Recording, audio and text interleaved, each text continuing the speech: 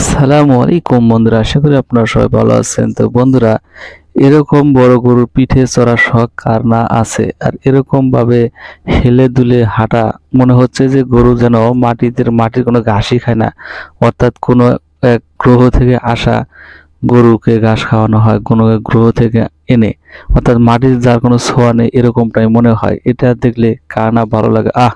কি সুন্দর অমায়িক! আহ কি সুন্দর গরুগুলা! মনে হচ্ছে যে পৃথিবীর কোনো জায়গায় পালন করা হয় না, অন্য কোনো গ্রহে পালন করা হয়। হ্যাঁ বন্ধুরা, আমি বলছিলাম সেই ব্রাহ্মা গরুর কথা, যে বাংলাদেশে ব্রাহ্মা গরুর আকর্ষণ কার না আছে। দেখতে পাচ্ছেন যে এই গরুগুলা কোনো দিক দিয়ে আমার মনে হয় ঘাটতি নেই।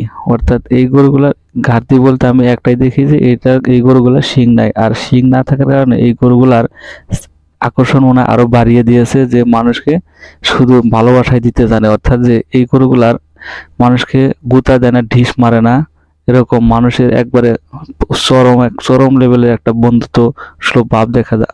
কি হরিণের মতো লাফাচ্ছে গরুগুলা!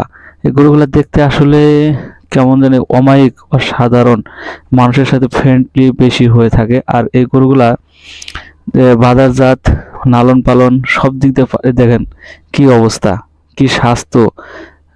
এই অনেকে হয়তো ভাবছেন যে এই গরুগুলাকে হয়তো বা অনেক অনেক দামি দামি খাবার দেওয়া হবে, অনেক আমরা যে দেশি গরুগুলাকে খাবার দিই এর চাইতে 10 গুণ বেশি খাবার দেওয়া, কিন্তু আসলে মোটেও কিন্তু এরকমটা না। অর্থাৎ গরুর কিছু জাত বেজাত আছে, অর্থাৎ কিছু কিছু গরু আছে যে আসলে অল্প খাবারে বা সাধারণ খাবারে তাদের শরীর হুষ্টপুষ্ট এবং তাদের যে গঠন, আর বিশেষ করে হচ্ছে যে এই গরুগুলোর গঠন হচ্ছে মূল কথা, যে গরুগুলোর গঠনটাই হচ্ছে সবচাইতে পারফেক্টেবল।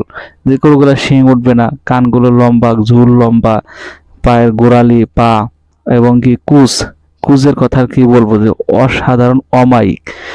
আর এই গরুগুলা সাধারণত আমেরিকা ও যুক্তরাষ্ট্র এইসব রাষ্ট্রে বেশি পাওয়া যায়, আর উৎপত্তি স্থলও ওগুলা রাষ্ট্রই। আর বাংলাদেশে এগুলাকে ব্রিডিং পদ্ধতির মাধ্যমে উৎপাদন করা হয়।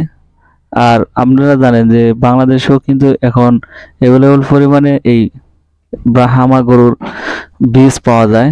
তো আপনারা চাইলে যে আপনার দেশি গরুগুলা আছে, দেশি গাভীগুলো আছে, সেই গাভীগুলোর সাথে ব্রাহ্মা ব্রিডের গরু ব্রিডিং করিয়ে, অর্থাৎ বীজ দিয়ে, অফিসিয়াল বীজ দিয়ে আপনারা সেই জাতগুলো কালেক্ট করতে পারেন। অবশ্যই আপনারা যদি কেউ বাজার থেকে বা কোনো উন্নত বাজার থেকে যদি আপনারা এই ব্রাহ্মা গরু যদি কিনে আনেন, তো অবশ্যই সেই ব্রাহ্মা গরু কেনার সময় ভালোভাবে দেখে চেক করে নেবেন যে আসলে ব্রাহ্মার পার্সেন্টেজ কত আছে। অর্থাৎ যারা বাহির থেকে ইনপুট করে বড় বড় খামারিরা দেখে থাকবেন অনেক প্রতিবেদনে, এটা ভিন্ন কথা। আর আপনারা যদি বাজার থেকে যদি কিনেন, তো অবশ্যই এই ব্রাহ্মা গরুর যে পার্সেন্টেজ, অবশ্যই সেগুলো 100% নিশ্চিত হয়ে কিনবেন। যে যারা ভালো জানে, ভালো বোঝে, তাদের সহযোগিতা নিয়ে এই ব্রাহ্মা গরুর কিনবেন। আর ব্রাহ্মা গরু যদি পালন করেন, তো অবশ্যই সেখানে লাভ একটু বেশি আছে, কারণ অল্প খাবারে অল্প পরিশ্রমে দেখা যাচ্ছে যে এই অন্যান্য গরুর মধ্যে পরিশ্রম লাভ বেশি। তো বন্ধুরা, ভিডিওটি ভালো লাগে অবশ্যই সাবস্ক্রাইব করে পাঠাতে। ধন্যবাদ সবাইকে, আসসালামু আলাইকুম।